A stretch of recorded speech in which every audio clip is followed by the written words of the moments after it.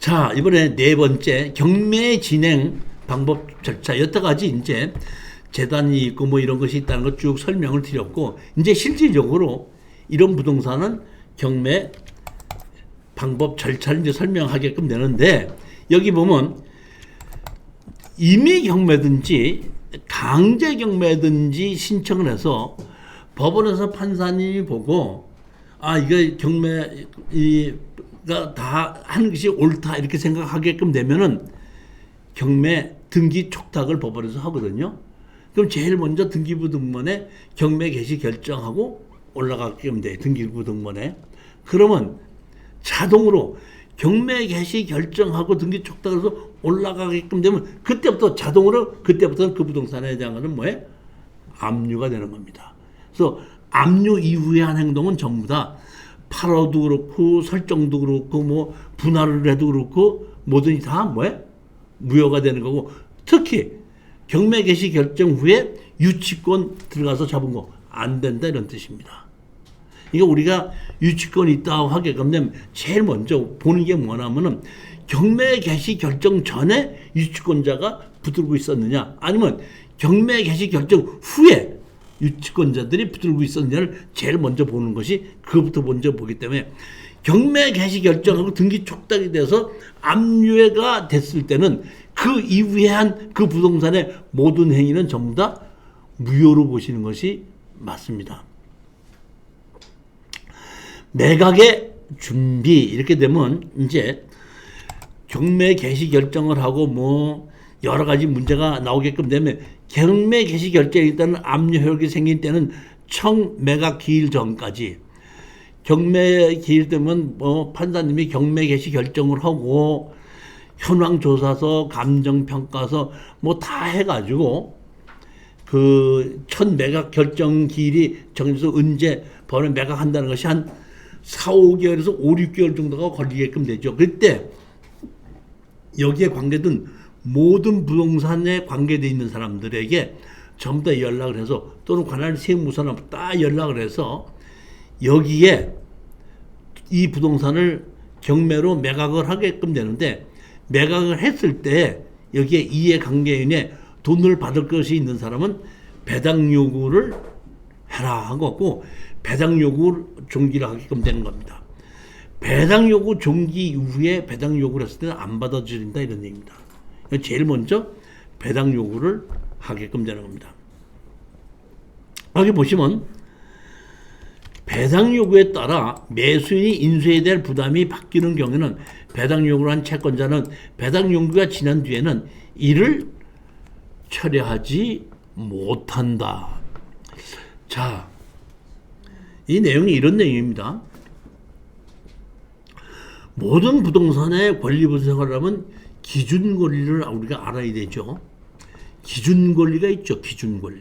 기준 권리는 등기부 등본상에서 가장 앞선 압류, 가압류, 설정, 근저당 설정이 기준 권리입니다. 그러니까 압류나 가압류나 설정보다 앞서 있는, 예를 들어서 가등기, 가처분 이런 게 있을 때는 낙찰자가 인수해야 됩니다. 그러나 기준 권리보다 이후에 있는 가등기 또는 가처분 이런 것은 소멸이기 때문입니다. 그러니까 경매를 하기 위해서는 제일 먼저 권리 분석을 해야 되는데, 권리 분석을 할 때는 뭐를 해야 되냐면 기준 권리를 찾을 줄 알아야 됩니다. 기준 권리는 뭐다? 등기부 등본에서 찾아봤을 때 압류, 가압류, 근저당 설정, 이것이 뭐야? 기준 권리입니다. 예를 들어서 어떤 분이 전세를 들어가게끔 되죠. 전세를 들어가게끔 옛날에 주택임대차 보호법이 없을 때는 전세 등기를 하게끔 되면 전세권을 등기를 해달라 이렇게 얘기를 하게끔 되죠.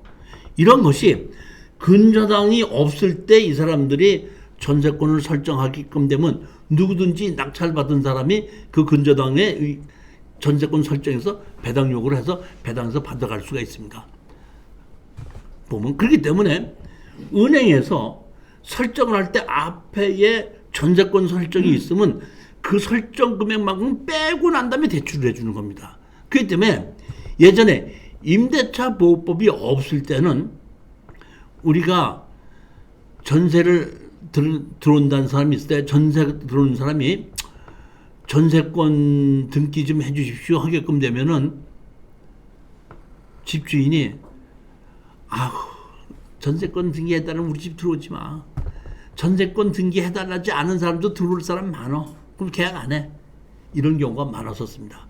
근데 지금 주택임대차보호법이 생겼죠. 그러니까 전세권 등기를 하지 않아도 확정일자를 받고 신고를 하게끔 되면은 배당을 받을 수 있지 않습니까? 근데도 요즘도 가끔 가다가 전세권 등기하는 경우가 있습니다. 어떤 사람은 보면. 그러면 어차피 전세권 등기를 해주나 전세권 등기 안 해도 정식으로 계약을 하고 하거나 마찬가지다 보니까 대부분 건물 주인이 전세권 등기를 합니다. 그러면 여기서 보면 세입자들이 왜 계약을 하고 내가 그 전입을 하게끔 되면은 어차피 주택임대차보호법에서 보호를 받는데 왜 전세권 등기를 하냐 하면은 전세권 등기를 그러니까 주택임대차보호법에 의해서 보호를 받으려면 제가 입주를 해야 되죠.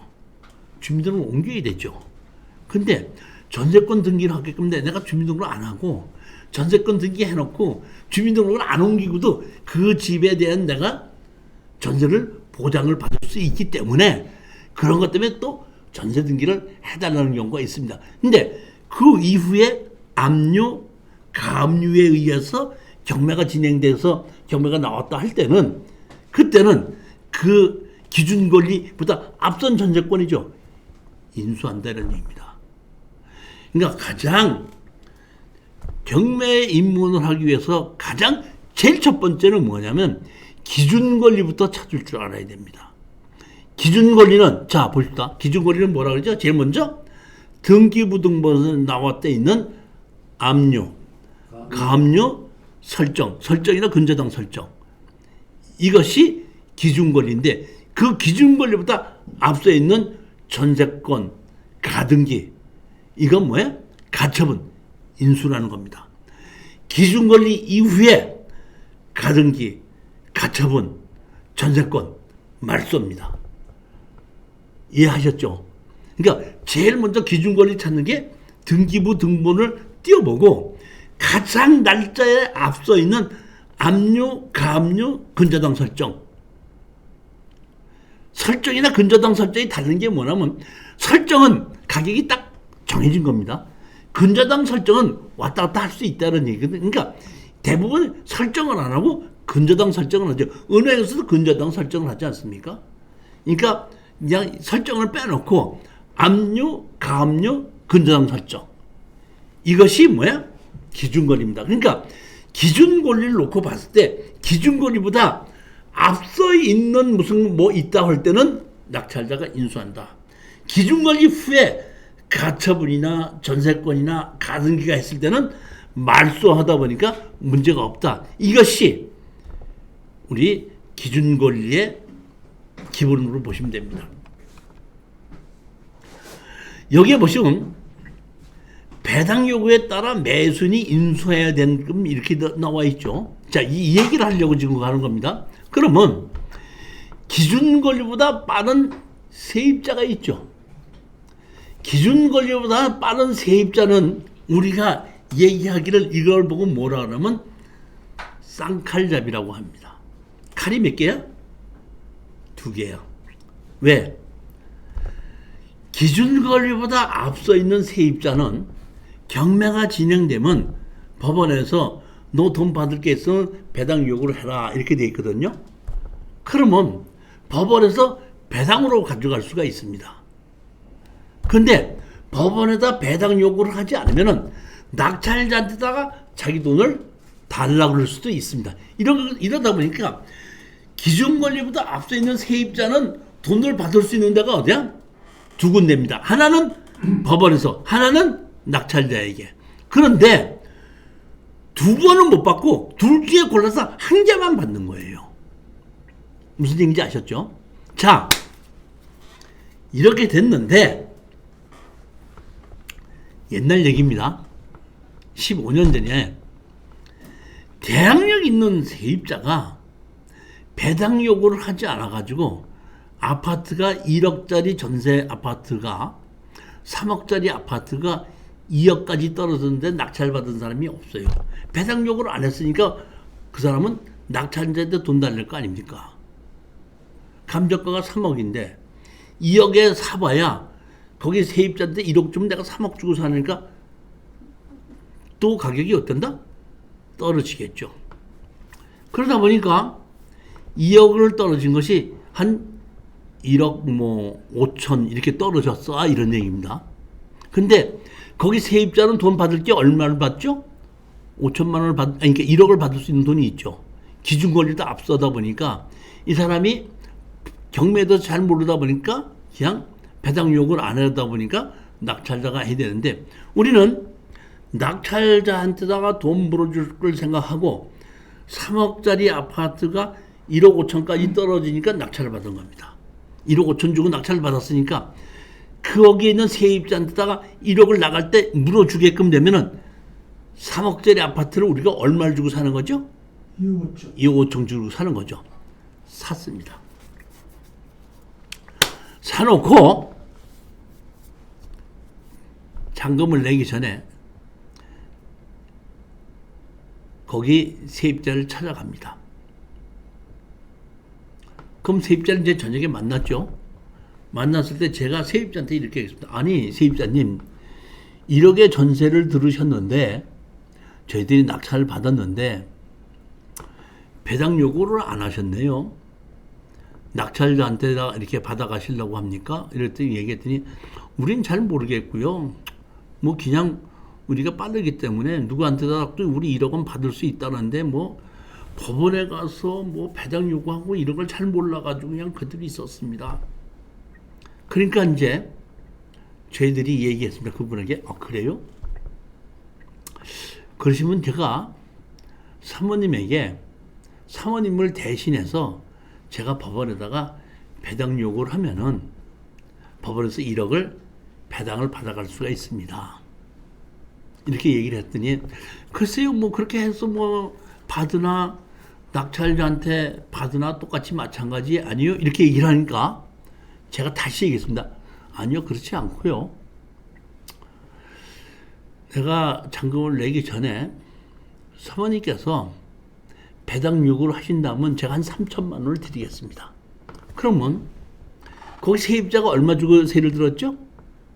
1억 주고 세를 들었죠. 그러면 법원에서 배당 요구해서 우리가 잔금을 내면 배당으로 1억 받아가죠. 근데 내가 얼마를 또 줬죠? 3천만 원을 주죠. 그러면 1억 3천을 가지고 1억에 세 들었다가 1억 3천 받아갖고 나가죠. 그러니까 제가 3천 주겠다 그랬더니 그래요? 그럼 어떻게 되는 건데요? 물어봐. 3천은 제가 오늘 드리는 거 받으시고요. 제가 배당 요구를 해서 다 신청해서 배당 요구가 되면 내가 3천을 드릴 테니까요. 제가 잔금 내고 나면은 얼마 있다면 법원에서 1억을 배당을 받아가시라면 1억에서 배당 받으러 갈 수 있습니다. 그러면 법원에서 1억 배당 받고 내가 배당 요구 신청하면 3천을 주신다는 거예요? 그렇죠. 알았어요. 그럼 다음에 알겠습니다. 그럼 내가 어떻게 배당 요구할지 모르니까 사장님이 다 알아서 얘기해 주세요. 해주세요. 위배면 우리가 가서 배당 요구 다 했습니다. 그리고 배당이 받아지지 않습니까? 배당 받아지는 것이 다 15 끝나고 나면 가서 3천만 원 줍니다. 그러고 나서 우리가 뭐해? 잔금을 냈어요. 잔금을 내고 봤더니 우리는 잔금 얼마 냈죠? 1억 5천 냈죠. 1억 5천 냈지 않습니까? 3천만 원 줬으니까 총 얼마 들었죠? 1억 8천 들었죠. 1억 8천 들었는데 그 자기는 1억은 어디서 받아갔죠? 배당으로 받아갔죠. 그럼 경매를 집어넣은 은행이 원래는 1억 5천 받을 게 있는데 배당 요구를 해서 1억을 그쪽에서 가져가다 보니까 은행에서 없으니까 다 못 받아가는 겁니다. 무슨 얘기인지 가셨습니까? 옛날에는 그렇게 됐습니다.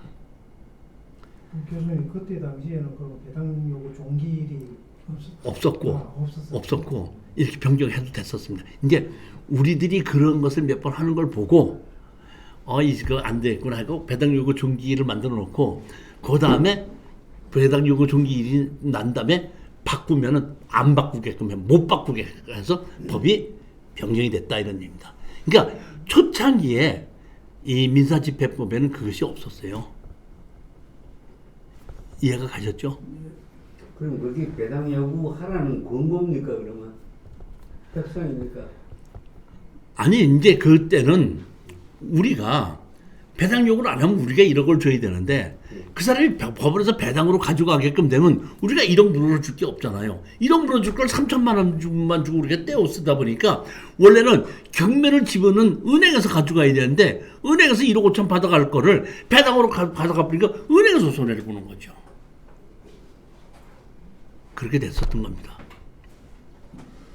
교수님, 경매 개시 결정 이후에 소액 임차인이 만약에 소액 임차인도 이 배당 요구 종기일까지 소액 임차인도 배당 요구를 해야지 배당을 주지. 만약에 배당 요구 종기일까지 소액 임차인이 배당 요구를 하지 않으면 배당 안 줍니다. 그러면 그 배당 기간에 신청하면 그 경매 개시일 이후에 세를 들어가서도 주긴 주네. 그렇죠. 그래서. 예, 그렇죠. 배당 요구 종기일 전까지만 신청을 하게끔 되면 줍니다. 그렇기 때문에 은행에서는 항상 돈을 빌려줄 때 뭐 요새 보통 보면 방 하나가 지금 최저 금액이 2,500인가 그렇죠. 그러니까 방이 4개다 그러면 2,500씩 빼서 1억을 우리 감정가에서 1억을 빼고 대출해 주는 걸 그 정도는 그러니까 언제든지 그동안 누구라도 받아갈 수 있기 때문에 그럼 방빼기를 한다 이런 얘기 때문에 예를 들어서 다세대 다가구 같은 거 낙찰을 받아서 70% 대출 받을 수 있다. 이거 대단히 잘못된 생각입니다. 안 해줍니다. 많이 해줘봐야 30%, 20%, 30% 이상은 안 해줍니다. 방빼기이기 때문에 대출 못 받는다 이렇게 아시면 됩니다. 매각 물건 명세서 현황 조사서 보고서는 법원 매각 기일 일주일 전부터 법원에 비치하며 이거 옛날 얘기죠. 옛날에 이제 보면은 일주일 전에 법원에 가면은 매각 이게 법원에 이제 그 경매하는 물건을 일주일에 경매하는 걸 다 볼 수가 있고 또는 매각 당일날 아침에 11시서부터 만약에 경매가 시작된다 그러면 9시쯤에 거기에 그 서류를 한 10시, 11시까지 또 입찰 들어가기 전에 볼 수 있게끔 그렇게 해줬는데 뭐 요새는 제가 이렇게 뭐 경매를 대신해서 해주는 그 사이트가 많이 있지 않습니까? 뭐 지지옥션, 굿옥션, 스피드옥션 뭐 많이 있지 않습니까? 이런 데서 다 일반으로 보여주기 때문에 법원에 제가 보러 간 적은 거의 없고 또 요즘도 가끔 가다가 제가 입찰하러 가는데 입찰 당일날도 옛날처럼 거기에 경매 물건에 대한 서류를 보여주는 것도 요새는 없더라고요. 법에는 이렇게 돼 있습니다. 일주일 전에 보여주기로 돼 있고 예전에 이제 이런 사이트가 많이 없었을 때는 어떤 물건이 좀 좋은데 잘 보기가 어렵다 할 때는 앞에 있는 법무사한테다가 이렇게 연락을 해서 일정한 수수료를 주면은 법무사가 가서 다 보아갖고 그 내용을 우리한테 전송해 주기도 했었습니다. 또한 지금은 내비게이션이 나와서 경매 물건도 나온 거 한 10개, 5개, 7개, 8개 이렇게 찾아가고 다 보게끔 되는데 예전에 내비게이션 나오기 전에는 지도를 다 사가지고 번지수 보고 번지수 가지고 찍어갖고 가는 길 찾아가지고 정말 경매 물건을 현장 답사를 가려면 오전에 한 건, 오후에 한 건가 보면 2개 보면 잘 보는 거예요. 지도 찾아가지고 지도를 가지고 이게 맞나 틀리나 옛날에 이렇게 다녔는데 참 답답하더구만. 왜? 가서 보면은 주소가 도로명 주소로 돼 있어요. 경매를 보면은 번지수 주소로 돼 있습니다.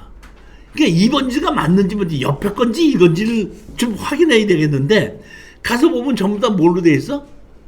도로명 주소로 돼 있잖아요. 아, 참 답답하고 그래서 내 도로명 주소하고 이 주소하고 다시 합쳐서 이게 봐야 되는 경우도 있고 또 도로명 주소는 건물이 있을 땐 도로명 주소가 되는데 건물이 없는 경우는 도로명 주소 또 없죠.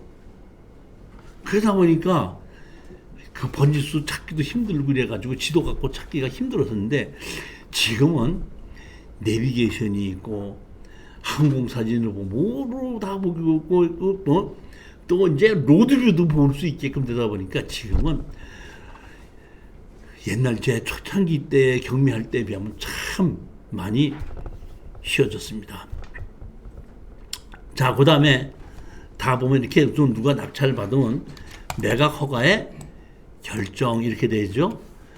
그럼 우리가 낙찰을 받게끔 되면은 낙찰 받은 것이 바르게 됐는지 안 됐는지를 판사님이 봐서 낙찰 허가 불허가 이렇게 나는데 예를 들어서 농지 취득 자격증명서를 제출하게끔 되어 있는데 농지 취득 자격을 제출하지 않으면 불허가 이런 그 매각 조건에 의해서 불허가를 나게끔 되면 그 다음에 다시 재경매가 나오는 거죠.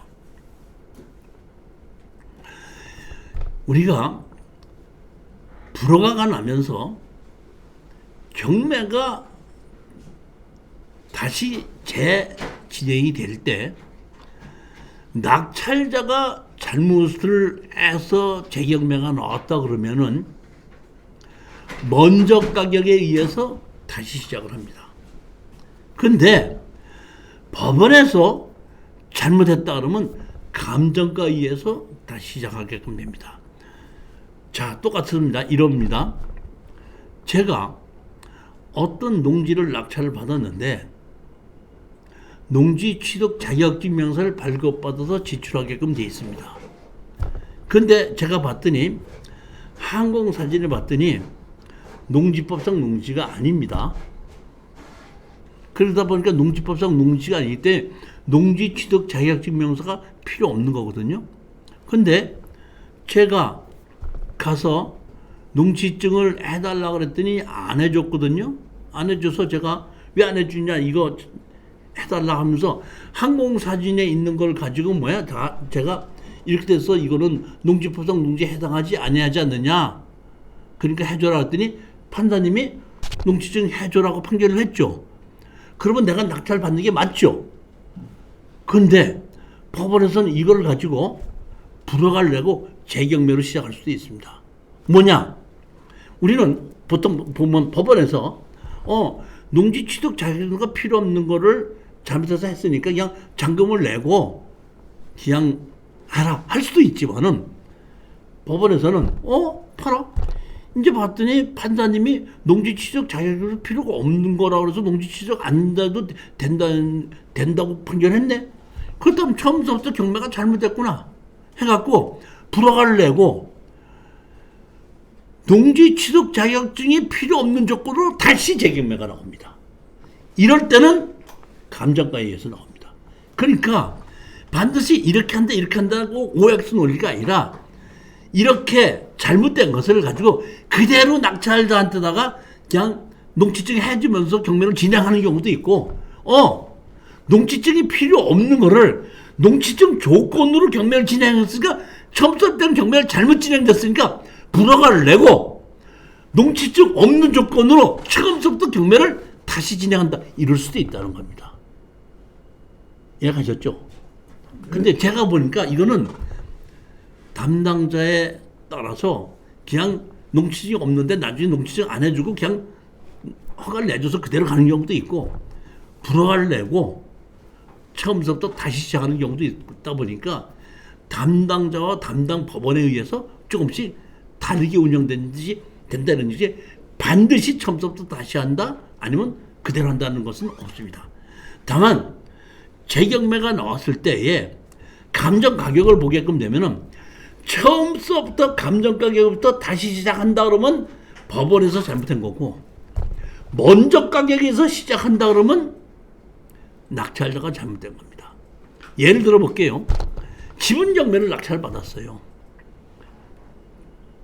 낙찰 허가가 났거든요. 근데 일주일 있다가 보면 낙찰 허가에 대한 이의 신청이 들어오죠. 낙찰 허가에 대한 이의 신청이 들어왔습니다. 그래갖고 그때 불허가가 났어요. 그래서 뭐냐 그랬더니 지분 매각인데 공유자한테다가 지분 매각으로 경매가 진행된다는 것을 송달이 안 됐는데 송달 간주로 하고 경매를 진행한 겁니다. 그러니까 거기 있는 그 지분권자가 나에게 지분권자한테다가 이 지분으로 경매가 진행된다는 걸 알려줘야 되는데 안 알려주지 않았지 않느냐. 그러니까 너희들이 경매를 잘못 진행한 거 아니냐 하다 보니까 내가 경매 허가가 났다가 다시 불허가가 나고 그때부터 누가 잘못한 거야? 내가 잘못한 거야? 법원이 잘못한 거야? 그러니까 처음서부터 가격으로 다시 또 시작하게끔 된다는 거예요. 그러니까 자 제일 처음에 일주일에는 낙찰 허가를 받은 것 자체가 잘못됐냐 잘 됐냐 해서 허가 불허가가 나는 거고 다시 일주일에는 낙찰 허가가 났는데 다른 사람이 낙찰 허가가 난 게 잘못된 거다고 이의 신청하는 기간이 다시 일주일이 있는 겁니다. 그러니까 낙찰 받아가지고 이의 신청 기간까지 15일이 지나야지 확정이 되는 겁니다. 이해가 가셨죠? 처음에 일주일은 낙찰 허가 자체에 대한 허가 불허가, 그 다음에 낙찰 허가 난 거에 대한 이의 신청에 대한 허가 불허가입니다. 이렇게 두 가지 종류가 있어. 일주일에서. 그러니까 15일이 지나면은 확정이 되고 15일이 지나고 나면은 잔금을 언제 내라고 그럽니다. 예전에는 잔금 내라는 것을 언제 날짜를 지정해서 나왔는데 지금은 언제 아닙니다. 그러니까 언제 안까지 내라고 그랬기 때문에 낙찰 허가가 나면 그때 바로 가서 잔금을 내도 된다는 얘기예요. 그러니까 등기 부등본을 하지 않아도 경매로 진행됐을 때는 낙찰을 받아서 잔금을 내면은 그때부터 그 물건은 내 겁니다. 잔금을 내기 전까지는 절대 내 것이라고 생각하시면 안 됩니다. 잔금을 내고 나면 아직 등기로 내 이름으로 하지 않았어도 일단은 내 권리는 맞습니다. 이해가 가셨죠? 그러니까 처음에 일주일은 낙찰 받은 거에 허가 불허가, 그 다음에 낙찰 받은 거에 대한 이의 신청이 있느냐 없느냐를 다시 기다리는 게 일주일. 그러니까 낙찰 받고 난 다음에 최소한도 2주일이 지나야지 확정이 된다 이런 얘기입니다. 2주일 지나기 전까지는 확정은 아니란 얘기입니다.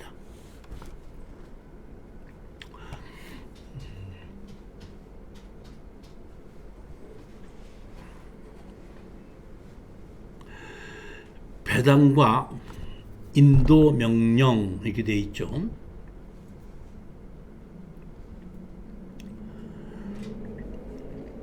선순위 아까 기준 권리보다 앞선 권리는 인수라고 그랬죠.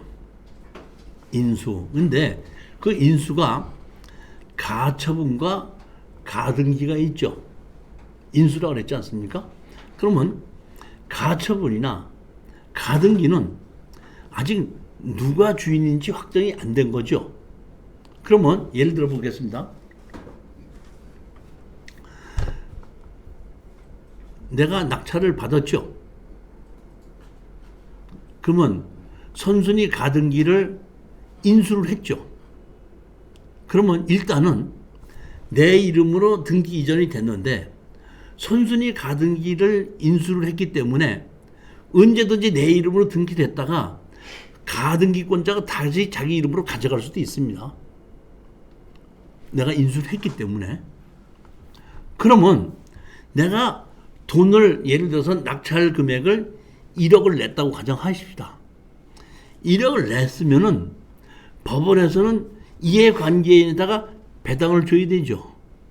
배당을 줘야 되는데 자 보면 원래 등기자가 있고 가등기자가 있죠. 그러니까 실질적으로 원래 등기가 있고 가등기자가 있는데 누가 주인인지 모르죠. 현재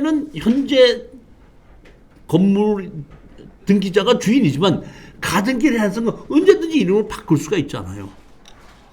그러면 누가 주인인지는 모를 수도 있기 때문에 이렇게 선순위 가등기가 되어 있는 경우에는 이렇게 그 가등기권자나 그 본 등기권자나 배당을 하지 않고 가등기를 본등기 할 때까지 배당을 하지 않고 중단을 시킵니다. 이거 우리가 가끔 가다가 지분 경매나 뭘로 나왔을 때 선순위로 가짜로 가등기를 만들어 놓고 경매로 집어넣을 수가 있는데 그거를 해결하지 않은 경우에는 그 가등기자한테는 배당이 나오지 않는다 이런 뜻입니다. 예를 들어서 4분의 1, 4분의 1, 4분의 1, 4분의 1이 낙찰을 받아서 다 팔아서 나누자고 하면 다 팔아서 나누자고 그랬으면 4분의 1씩 갖고 있으니까 1억에 낙찰을 받았다면 2,500만 원씩에 나눠줘야 되지 않습니까? 근데 거기 한 사람은 4분의 1은 본등기자가 있고 가등기자가 있죠. 누가 주인인지 모르지 않습니까? 그렇기 때문에 그때는 배당을 하지 않고 어떻게 한다? 보류하고 기다리게끔 된다 이런 얘기입니다. 그럼 4분의 3은 배당하고 4분의 1 그렇죠. 그거는 배당을 안 하는 겁니다.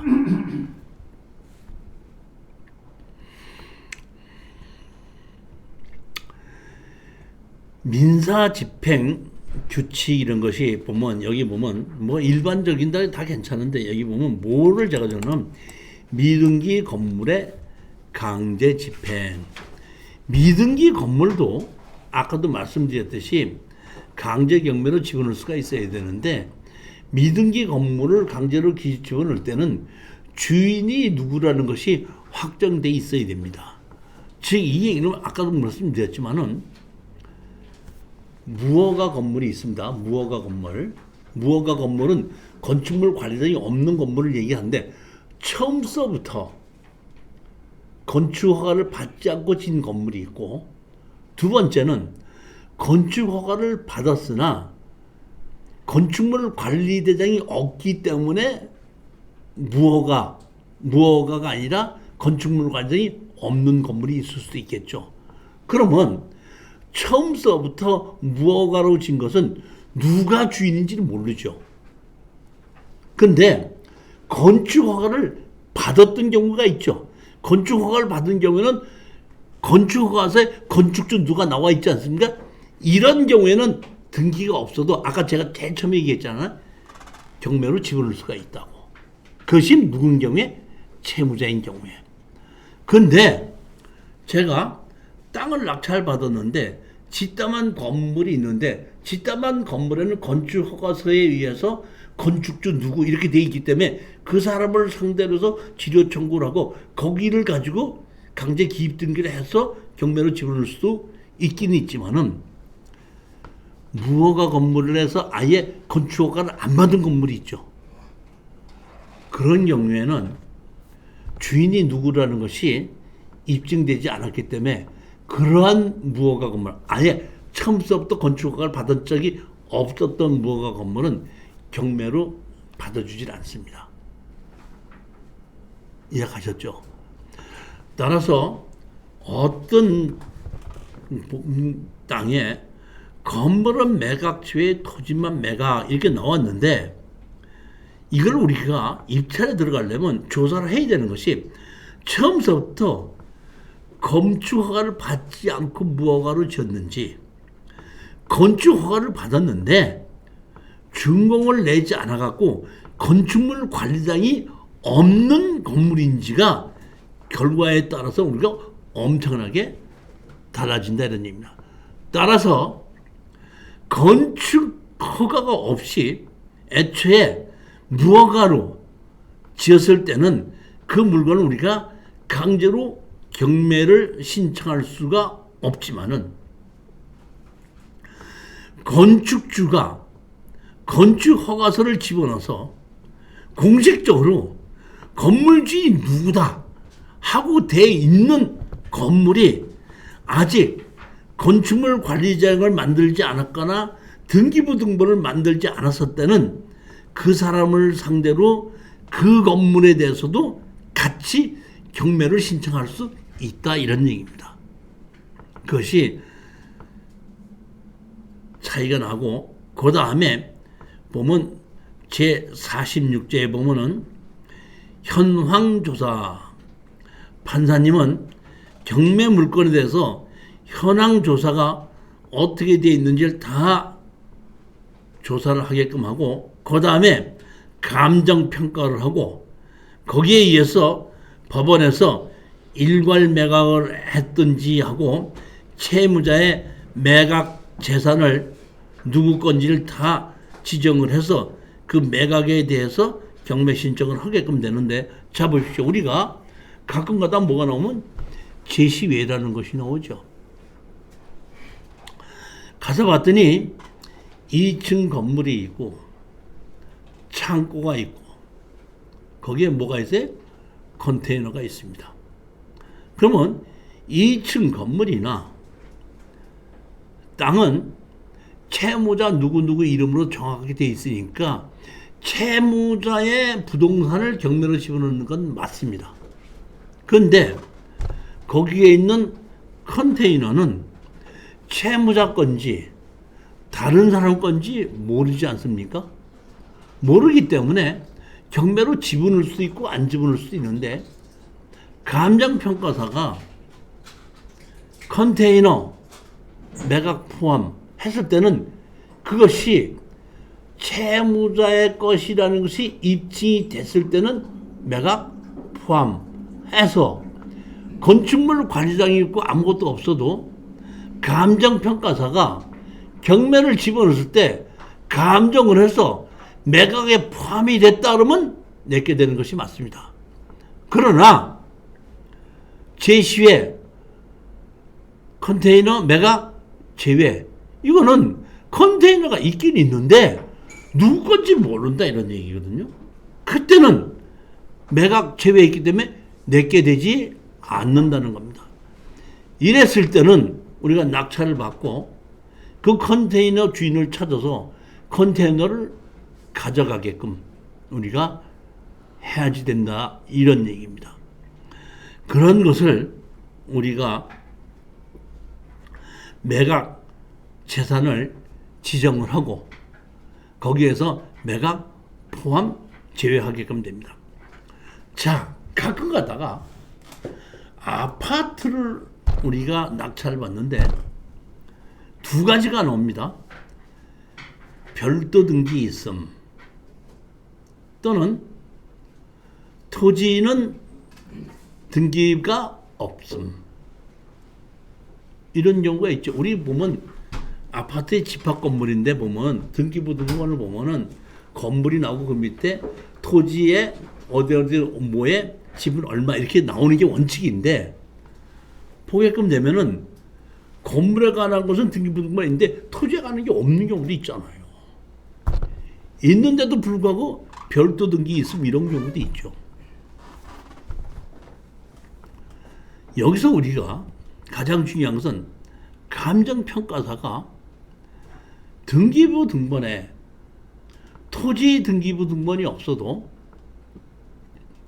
감정에 포함이 됐다 그러면 서류상으로 없는 것이고 실질적으로는 땅 지분은 나한테 온다는 겁니다. 서류상으로 없다는 얘기지 땅에 대한 권한이 없다는 건 아닙니다. 땅 지분을 산 겁니다. 왜? 감정에 포함이 됐기 때문에. 그러니까 아까도 얘기했죠. 내가 잔금을 냈는데 내가 등기를 안 했어도 내 거라 그랬죠. 등기 안 됐어도 내 거라 그랬잖아요. 즉 건물 아파트를 샀는데 건축물 관리자의 건물은 있고 토지가 없어도 감정평가사가 평가를 했다는 얘기는 등기가 안 됐다는 얘기지 땅은 권리가 나한테 있다는 뜻입니다. 이해 가셨죠? 별도 등기 있으면 이럴 수도 있죠. 별도 등기 있으면 이런 얘기입니다. 아파트를 지으려고 한 5천 평을 땅을 사든지 수용했을 거 아닙니까? 수용을 했는데 설정을 돼 있을 수 있고 압류도 돼 있을 수 있고 뭐 여러 가지 일이 있었지 않습니까? 그러니까 사실은 돈을 주고 다 사서 이거를 처리해달라고 해서 처리하는 조건으로 해갖고 아파트 허가를 나서 분양을 했는데 아직 서류 정리가 덜 돼가지고 별도 등기 있으면 그 토지에 아직까지 일부 지분에 압류나 뭐가 된 것이 남아 있을 수 있다, 이런 것이 별도 등기라는 겁니다. 이해가셨죠? 그러니까 별도 등기가 돼 있어서 그것이 낙찰자한테 넘어오는 경우에는, 자 보십시오. 우리가 아파트를 땅을 사면 지분으로 사죠. 지분으로 사는 거 아닙니까? 그러면 낙찰 받는 사람한테 그 별도 등기가 넘어옵니까? 그 아파트에 있는, 아파트 가지고 있는 전부 다한테다가 적용되는 겁니까? 전부 다. 전부 다죠. 그러니까 경매 사건에 있어서 별도 등기 있으면 무시해도 된다, 이런 뜻입니다. 그 다음에 토지가 없다고 해, 등기부등본에 없다고 해도 등기상 없는 것이지 토지에 대한 권한은 있다나, 언제? 감정의 평가가 됐을 때나. 근데 가끔 가다 보면은 토지 감정 제외, 이럴 때는 진짜 토지 지분 없이 건물만 사게끔 되는 겁니다. 그러니까 우리가 어떤 것을, 부동산을 경매로 샀을 때 내 거가 되느냐 안 되느냐는 것은 감정의 평가가 됐느냐 안 됐느냐를 보는 것이 원칙입니다. 그러면 감정의 평가가 안 됐으면 내게 안 될 수도 있다는데 무조건 안 되는 건 아닙니다. 예를 들어 봅시다. 어떤 집과 땅을 경매로 집어넣는데 거기 대문도 있고 담장도 있죠. 그 안에 보면 장독대도 있죠. 그러면 감정평가사가 대문 얼마, 담장 얼마, 장독대 얼마고 감정의 표현 안 했죠. 그러면 그렇다고 하더라도 내가 그 집을 낙찰받은 담장, 대문, 장독대 내 거 되죠. 그 이유는 건물에 관한 부속물이기 때문에, 주 건물을 내가 사면 그 준 건물에 대한 부속된 건물 종물은 전부 다 나한테 쫓아오게끔 되어 있기 때문에 감정평가사가 감정 안 했어도 내게 되는 것이 있다, 이런 뜻입니다. 그거는 건축법에 의한 주 건물의 종물이나 부합물인 경우. 그렇지만 건물이 있고 따로 컨테이너는 건물에 필요한 종물이나 부합물이 아니죠. 그런 것이 매각에 포함되지 않을 때는 내 땅이 내 것이 안 될 수도 있다. 이런 원칙을 우리가 머릿속에 알고 있어야지 경매에 있어서 권리 분석의 기초를 다 알게끔 되는 겁니다. 제가 오늘 이 강의한 것은 경매를 시작하는데 가장 기본, 기초 또는 특수경매, 이런 것을 제가 오늘 설명을 드린 거기 때문에 경매에 대한 특수경매가 아니더라도 제가 일반 경매에서부터 특수경매까지 전부 다 기본적인 원칙은 제가 다 설명을 드린 거예요. 이거를 머릿속에다 익히시고 다음 시간서부터는 이제 실전 사례를 가지고 정식으로 이제 하나씩 설명을 드리도록 하겠습니다. 자, 오늘 강의 들으시고 무척 고생하셨고요. 다음 주에 다시 뵙는 거라고 오늘 안내 드리도록 합시다. 감사합니다.